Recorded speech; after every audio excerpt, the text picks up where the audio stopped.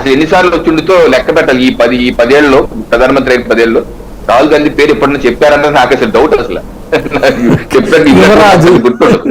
యువరాజు ఏదో అంటారు అంతేగాని, అలాగే సోనియా గాంధీ గారి పేరు కూడా తీసుకో. జనరల్ గా ఏంటంటే ఆయన స్టైల్ ఆఫ్ స్పీచ్ అట్లా ఉంటది, ఒక రకంగా మంచిది కూడా. ఇప్పుడు అవసరం లేదండి, వ్యక్తిగత దాడులు అవసరం లేదండి. వ్యక్తిగత దాడులు చేయాల్సిన అవసరం ఏంటి? మనకి పార్టీల పరంగా సిద్ధాంతాలకు విరుద్ధమైన పార్టీల మీద మనమైనా పొలం కట్టి తగ్గదాలో శత్రువులు అండి, ప్రత్యర్థులు మాత్రమే, శత్రువులు అయితే కాదు కదా. విధాన పరంగా కాంగ్రెస్ పార్టీ యొక్క విధానానికి అంతవరకే ఎవరైనా పరిమితం అవడానికి ప్రధానమంత్రి నరేంద్ర మోడీ గారు ఇష్టపడతారు, కానీ అంతకన్నా ఎక్కువ దాటిన సందర్భాలు అయితే చాలా అరుదుగా ఉంటాయి. ప్రధానమైనటువంటి అంశం ఏంటంటే 2014 అప్పుడు కొన్ని హామీలు ఇచ్చున్నారు. ప్రత్యేక హోదా, తర్వాత ఏదైతే వెనుకబడిన ప్రాంతాల ప్యాకేజీ, ఇట్లాంటి ఇష్యూస్ అన్ని నడిచినాయి. 2019కి వచ్చేటప్పటికి అది ఇవ్వలేదంటూ 18 అప్పటి నుంచి మీతో విభేదించడం ఇదంతా నడిచింది. ఇప్పుడు మీ ఇద్దరు కలిశారు, బాగానే ఉంది.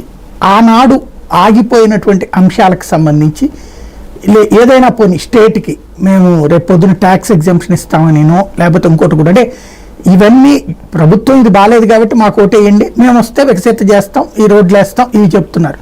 ఏదైతే విభజనకు సంబంధించినటువంటి కీలకమైనది పోలవరం చెప్తున్నారు, ఓకే, అది నడుస్తూ ఉంటుంది. మెయిన్ పాయింట్ హోదాకి బదులుగా ఇచ్చే ప్యాకేజీను లేకపోతే ట్యాక్స్ ఎగ్జంప్షన్స్ స్టేట్కి సెంట్రల్ నేరుగా ఇచ్చేటటువంటిది విభజన చట్టం ప్రకారం కాకుండా, లేదా విభజన చట్టం ప్రకారమైనా ఇచ్చేది, లేదా అమరావతికి సంబంధించి ఇంత నిధులు ఇస్తామన్నో ఇట్లాంటి హామీ ఏది ఎందుకని రాలేదు? సార్, ఇప్పుడు ప్రత్యేక హోదా గురించి మన డిబేట్ లో అనేకమైన డిబేట్లు నిర్మించాం. ప్రత్యేక హోదాకి బదులుగా ప్రత్యేక ప్యాకేజీ అని ఆ రోజు అసెంబ్లీలో తీర్మానం చేశాం, పంపించాం. కేంద్ర కేబినెట్ ఆమోదించింది, ఫైనాన్స్ ఆమోదించింది, అక్కడి నుంచి డబ్బులు కూడా విడుదలయ్యాయి. అలాగే మీకు కూడా చూపిస్తాను. 26/7/2022 పార్లమెంట్ లో జీవీఎల్ నరసింహారావు గారు ప్రత్యేక హోదాకు బదులుగా ప్రత్యేక ప్యాకేజీ ఇస్తానని చెప్పి హామీ ఇచ్చాం కదా.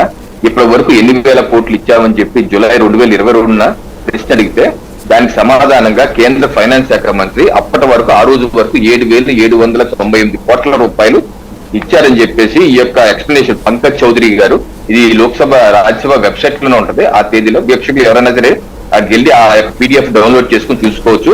దానిలో ఏ ప్రాజెక్ట్ కి ఎంత ఇచ్చారన్నది కూడా డీటెయిల్ గా ట్యాబ్లెట్ ఫార్మాట్ లో ఇవ్వడం జరిగింది. సో నాకు తెలిసి ప్యాకేజీలో భాగంగానే ఇవ్వడం జరిగింది. దీంతో కూడా రాశారు, ఆంధ్రప్రదేశ్ టెక్నాలజీ ట్యాంక్ మినిస్టర్ రాసి బ్యాక్ టు బ్యాక్ దీని వివరంగా అన్ని రాశారండి. Special assistance measure including special dispensation